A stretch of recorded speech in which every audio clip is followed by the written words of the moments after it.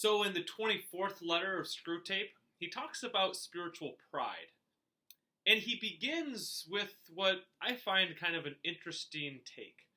Because we know from the very beginning that C.S. Lewis warned us that Screwtape is known to lie. And I think here we have a pretty good example of Screwtape lying, of, well, not being able to understand everything that's going on.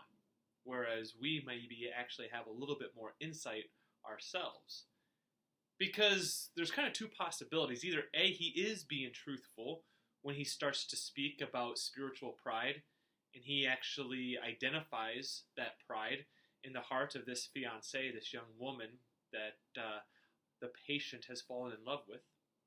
Or he is mistaken. He's mistaken about that pride. That he actually confuses that pride for what is indeed her faith.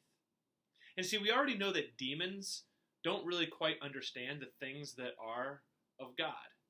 So the things that root us most wonderfully in the glory of God, his greatest gifts, the theological virtues, faith, hope, and love, there's something about them, there's something about that grace that is inaccessible to a demon and to a demon's understanding. And indeed, he doesn't understand her faith. And he confuses the confidence that she gets from her faith as a confidence from a sort of pride. But I don't think that's actually what's going on. I think she actually just has, well, remarkable faith. And Screwtape doesn't really know how to diagnose it well. But in any case, he goes on and he speaks of, well, pride. And so, assuming that he's right, assuming that he saw pride in her, the sort of pride that he, I guess, accuses her of, is the sort of pride that is really just kind of self-righteous. A sort of pride that is closed off to everything else that is around. The sort of pride that only accepts things because they're yours. It's the sort of pride that just says, anything that is like me, that is around me, that surrounds me, that I am familiar with, that is, well, a good thing, but everything outside of that world is always just bad. And that's the sort of pride that Screwtape thinks is going on in the heart of this fiancée. But I don't think that's the case. But then he turns to a different sort of pride. The sort of pride that he tells Wormwood that he should try to get the patient himself to kind of, well, become victim of.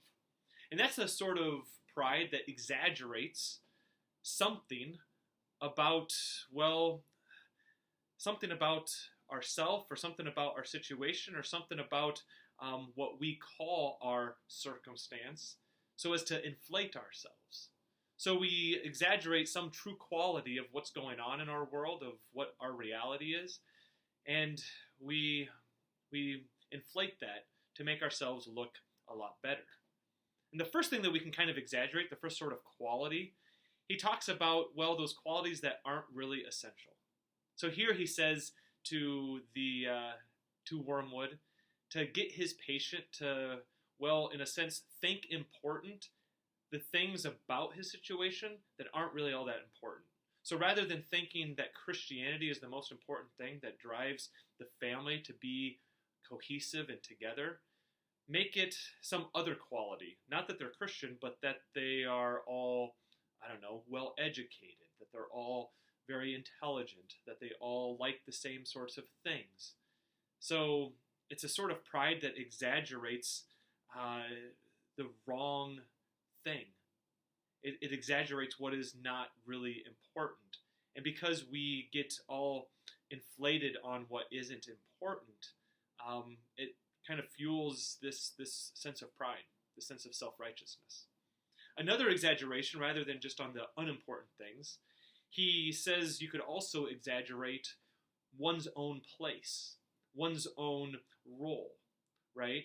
And here, Screwtape talks about how don't let the patient actually understand his true place as part of the group. Make him kind of claim more ownership than what he should. Make him try to convince himself that he's not as new to this whole Christian thing as he truly is, how little he truly understands. That's something that we don't like, so we move on from, and so we try to exaggerate our belonging, even if we don't completely belong. And it's in that exaggeration that, again, fuels the flames of this pride. And the last kind of way of exaggerating and fueling a human heart into pridefulness is to exaggerate one's possessiveness, one's claim or ownership of a particular quality, And that's where in this letter, Screwtape says to make him emphasize it's his level, it's his sort of people, it's his lot, it's all about, him. When indeed, that's not at all the case, that these people, this family, is not, something that he can possess and he can control, and therefore he can take credit for. It's something that has been actually given to us. I think what's interesting about this letter is that the three kind of ways in which a demon might tempt us to exaggerate a particular quality to fuel us into a sort of pridefulness gives us the ability to kind of combat that. Because if we know that they like to, exaggerate what is truly not essential, truly unimportant, kind of the fringe qualities, that means that we should always hold fast and see what is truly important, what's truly at the core. You might think of St. Paul saying that he's only going to boast in the cross of Jesus Christ. There's someone who knows to fight pridefulness. St. Paul's not going to boast about how good of a speaker he is or how many of his letters made it into sacred scripture and all of you wrote letters, but they didn't make it, He's not going to boast in those things. Those things he sees as on the fringe. They're not really central. They're not really important. The important thing is that Jesus Christ suffered and died for his sins and indeed won victory on the cross. And so if there's anything that St. Paul's going to boast about, it's going to be about the cross. We too should, if we're going to exaggerate anything, we should exaggerate the cross of Christ. What is most important? What is our salvation?